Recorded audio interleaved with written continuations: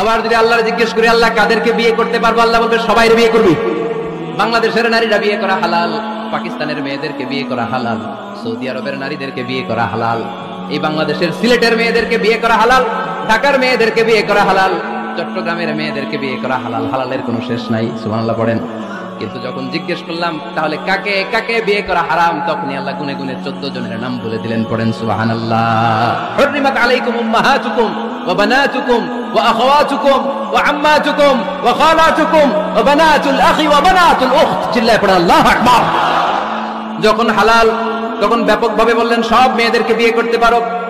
মুসলিম যত নারী হয়, বাংলাদেশের হোক, পাকিস্তানের হোক, ইন্ডিয়ার হোক, গোটা বিশ্বের যে কোনো জায়গার মুসলিম নারী হলেই সেটা হালাল।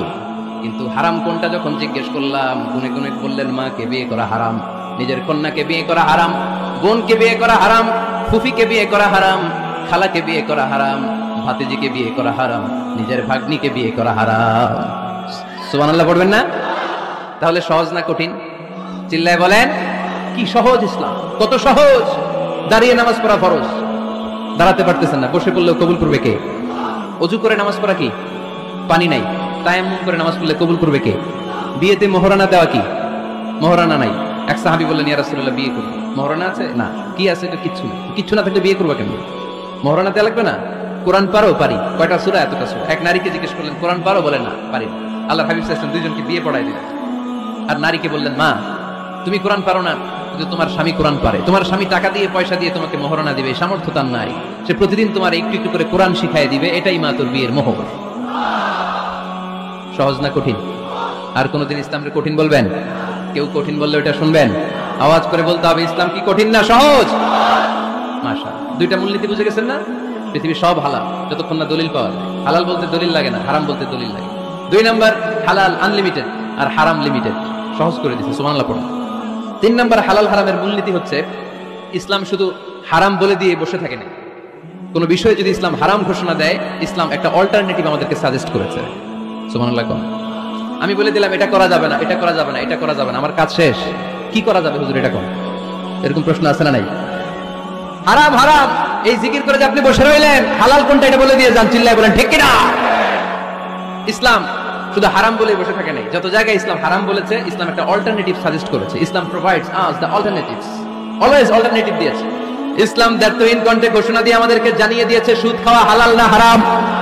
আমরা বললাম আল্লাহ সুদ যদি হারাম হয় আমরা কেমন করে আমাদের জীবন চালাবো? আল্লাহ বললেন ওয়া আহাল্লাল্লাহুল বাই'a ওয়া হারামার রিবা। চিন্তা নাই, ভয় নাই, কেমন করে সমাজ চলবে জেনে রাখো। আমি আল্লাহ যখনই সুদকে হারাম করেছি, তার বিপরীতে ব্যবসাকে আমি আল্লাহ তোমাদের জন্য হালাল করে দিয়েছি। অল্টারনেটিভ আছে না নাই? অল্টারনেটিভ মানে বোঝেন তো? বিকল্প। অল্টারনেটিভ মানে কি? বিকল্প। সুদ হারাম, সুদ হারাম বলে বসে থাকলে হয়তো ঝামেলা লাগছে না? সুদকে হারাম করে দিয়ে অল্টারনেটিভ আল্লাহ আমাদেরকে, আমাদের জন্য ব্যবসাকে হালাল করে দিয়েছেন। পড়েন সুবহানাল্লাহ।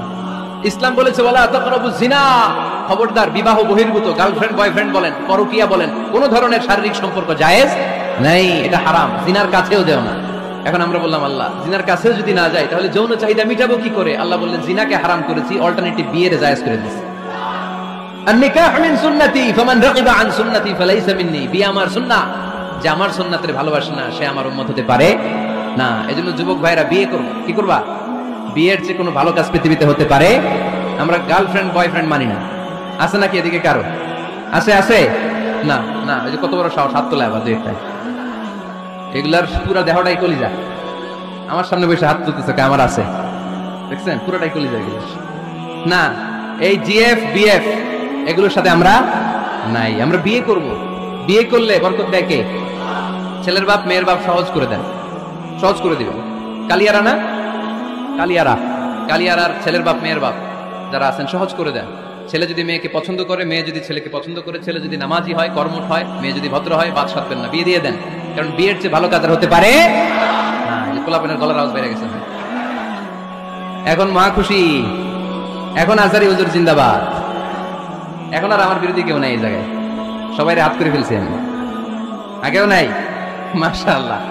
তো এই জন্য বিয়েটাকে সহজ করেন। খেয়াল করবেন, যেই সমাজে বিয়ে করা কঠিন ওই সমাজে জিনা করা সহজ, যেই সমাজে জিনা করা কঠিন ওই সমাজে বিয়ে করা সহজ, ঠিক কিনা? পুরো উল্টো। বাংলাদেশে কোনটা করা কঠিন? হ্যাঁ, বিয়ে করা কঠিন। বিয়েতে ফ্ল্যাট লাগবে, ছেলের গাড়ি লাগবে, নিজের পায়ে দাঁড়ানো লাগবে, 10 লাখ টাকা মোহরানা লাগবে। জিনার জন্য কি লাগবে? কিচ্ছু লাগবে না, টোনাটুনি রাজি, তুমি আমি রাজি। অবৈধ সম্পর্ক হতে আর কিছু লাগে না, চিল্লায় বলেন ঠিক কিনা?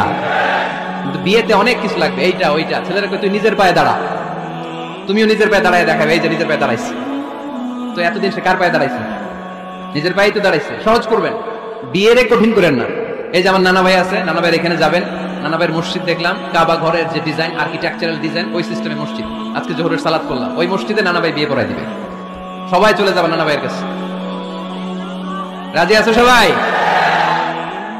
ওই যে খুশি, সব খুশি। দেখছেন, বিয়েটা যে ভালো জিনিস তার প্রমাণ। বিয়ের কথা কইলেই পোলাপান খালি হাসে। এটা জান্নাতি সম্পর্ক তো, এই কারণে সাইয়েদনা আদম আলাইহিস সালাম আর হাওয়া আলাইহাস সালাম দুজনকে বিয়ে পড়াই দিয়েছিল কে? এই দুইজন এমন দুজন মানব আর মানবী, ওনাদের কোনো শৈশব ছিল না, ওনাদের কোনো কৈশোর ছিল না, যৌবন দিয়েই শুরু। এজন্য আগে আল্লাহ বিয়ে পড়াই দিয়েছে। কথা কয় না? ওই মেয়ে, আপনার শৈশব আছে না নাই? কৈশোর। আদম আলাইহিস সালামের শৈশব, কৈশোর। হাওয়া আলাইহাস সালামের শৈশব, কৈশোর। জীবন শুরু করছে কি দিয়া? যৌবন দিয়ে। বিয়ের দরকার আছে না নাই? এজন্য আল্লাহ জান্নাতে বিয়ে পড়ায় দিলেন। বিয়ের সম্পর্কটা জান্নাতি সম্পর্ক, বিয়ের ভালোবাসাটা জান্নাতি ভালোবাসা। এর চাইতে পবিত্র ভালোবাসা দুনিয়ায় হতে পারে? তাহলে ইসলাম কোন জিনিসকে হারাম ঘোষণা দিয়ে মুখে কুলু পেটে বসে থাকে নাই, অল্টারনেটিভ সাজেস্ট করেছে। সুদ খাওয়া হারাম, অল্টারনেটিভ ইসলাম আমাদেরকে বলে দিল ব্যবসা হালাল। জিনা করা হারাম, পরকিয়া হারাম, গার্লফ্রেন্ড বয়ফ্রেন্ডের এই কালচার হারাম, তার বিপরীতে বিয়ে করা হালাল। সুবহানাল্লাহ পড়েন। এরপর ইসলাম বলে মদ খাওয়া হারাম। ইন্নামাল খামরু ওয়াল মাইসির ওয়াল আনসাব ওয়াল আজলামু রিজসুম মিন আমালিশ শাইতানি ফাজতানিবু। খবরদার, মদ, জুয়া, লটারি এগুলো হারাম করে দিয়েছে কে? আল্লাহ বললেন মদ খেও না, মদ তোমাদের জন্য হারাম ঘোষণা করা হলো। আমরা বললাম আল্লাহ, শীত প্রধান দেশে মদ খেলে শরীরটা গরম থাকে, মদ না খেলে তো বেঁচে থাকার উপায় না। স্ক্যান্ডিনেভিয়ান কান্ট্রিগুলোতে, সাইবেরিয়াতে মদ না খেলে ওদের বাঁচার উপায় নাই। এখন অল্টারনেটিভের দরকার আছে না নাই? আল্লাহ বললেন মদকে হারাম করেছি, কিন্তু মধু খাওয়াকে হালাল করে দিয়েছি। মধু খান আপনারা? আজকে খাইছেন কে কে দেখি? আজকে অনেকে খাইছেন? মাশাআল্লাহ, হাত নামান। মধু 5-6 চামচ খেয়ে দেখেন একসাথে। মদের বাবা এটা, চিল্লায় বলেন ঠিক কিনা? শরীর গরম হবে, অনেক শক্তি হবে। মধুর মধ্যে আছে ফ্রুকটোজ, কি আছে? ফলের মধ্যে আছে সুক্রোজ, আর চিনিতে আছে গ্লুকোজ। ফ্রুকটোজ আর সুক্রোজ এটা স্বাস্থ্যসম্মত, এটা ভেরি হেলদি ডায়েট। এটা খাবেন, তাহলে সুস্থ রাখবে কে? তাহলে সুক্রোজ খাবো, ফ্রুকটোজ খাবো, আর গ্লুকোজ কমাই দিব।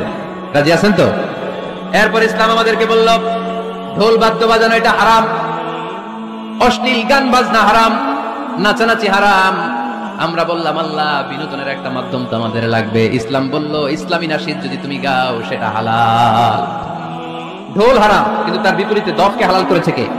ঢোলের দুই দিকে আটকানো, এটা বাজালে নেফাকি তৈরি হয়, ধামধাম আওয়াজ তৈরি হয়, এমন বিট তৈরি হয়, ডান্স দিতে মনে চায়। আছে না নাই? প্রায় মাঝে মাঝে দেখি ওই গায়ে হলুদের অনুষ্ঠানে ইত্যাদি ইত্যাদি অমুক অনুষ্ঠানে বাসার ছাদের উপরে এমন বিটে হেভি মিউজিক্যাল ইনস্ট্রুমেন্ট দিয়ে এমন গান ছাড়ে, পুরো এলাকাটা কাঁপে ওনাদের সাথে। দুম্মা চলে, দুম্মা চলে, খালি কি চলে? দুম্মা চলে। খেয়াল করছেন? আপনার কাছে যদি বাজায়, এই টেবিলটা কাঁপবে সাথে সাথে, আপনার শরীরও কাঁপবে, আপনাকে ক্রেজি বানাবে। ইসলাম বলেছে না, যেটা তোমাকে ক্রেজি বানায়, যেটা তোমাকে অস্থির বানায়, যেটা তোমাকে অশ্লীল বানায়, ওটাকে হারাম করেছে কে? কিন্তু তার বিপরীতে সুস্থ বিনোদন আমাদের জন্য হালাল করে দিয়েছে কে? ঢোল বাজানো হারাম,